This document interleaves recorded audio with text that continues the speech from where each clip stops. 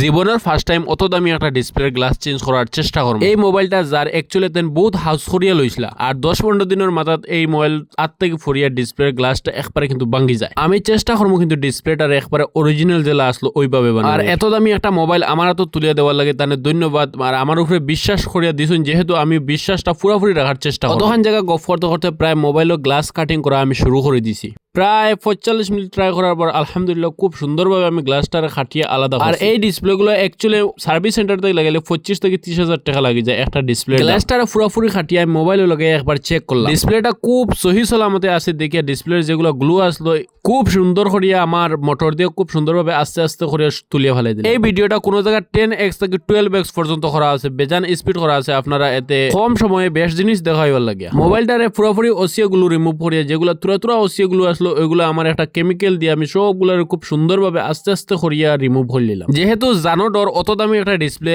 আবারও আমি একবার লাগাই চেক করলাম যে ডিসপ্লেটার কন্ডিশন কেমন আছে। আবারও সুন্দর করে সাফ করিয়া খুব সুন্দরভাবে যখন ক্লিয়ার হয়ে গেল, গিয়ে একটাও ডাস্ট থাকলো না, তখন গ্লাসটা আতলিয়ে খুব সুন্দর করে গ্লাসটা সুন্দর করে বয়ে দিলাম। কিন্তু অন্য হইল গিয়ে সব খাই আতর অ্যালাইনমেন্টটা কিন্তু খুব সুন্দরভাবে লাগাইতে লাগবে, যেহেতু আনাইলে লাগাইলে বাদে ঠেরা বেড়া হয়ে গেল, বাদে ডিসপ্লেটা সুন্দর হয়ে মোবাইলের লগে ফিটিং হইতো না। খুব সুন্দর করে অ্যালাইনমেন্ট হয়েছে। বর্তমানে ডিসপ্লেটার আমি পাঞ্চিং করুম, পাঞ্চিং করতে হইলে গিয়ে আমার পাঞ্চিং মেশিনও তো পাঞ্চিং মেশিনের কবজাগুলো আমি খুব সুন্দরভাবে লাগাই দিলাম। যেহেতু মানে একটাও ইয়ার কোনোভাবে না যাইতে পারে লাগাইয়া আমি চুজ দিলাম।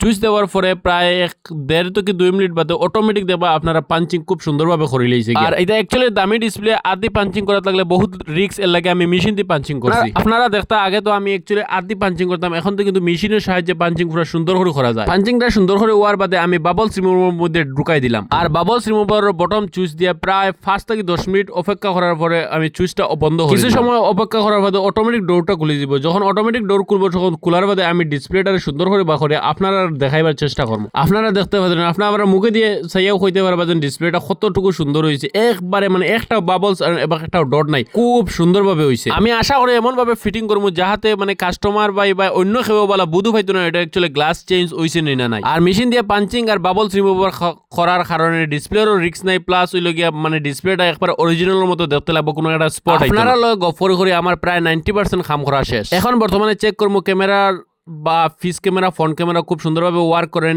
না। আশা করি খুব সুন্দরভাবে ওয়ার্ক করছে। আর মোবাইলটা রাখি বান্ধিয়া কত সময় রাখি, প্রায় 2-2.5 ঘন্টা ভাবে মোবাইলটা খুলিয়া কাস্টমারও এত দেওয়ার চেষ্টা করবো। আর আপনারা কইবা এই খামটা কেমন লাগছে আপনারা অবশ্যই কমেন্ট বক্সে জানাইয়া দিবা।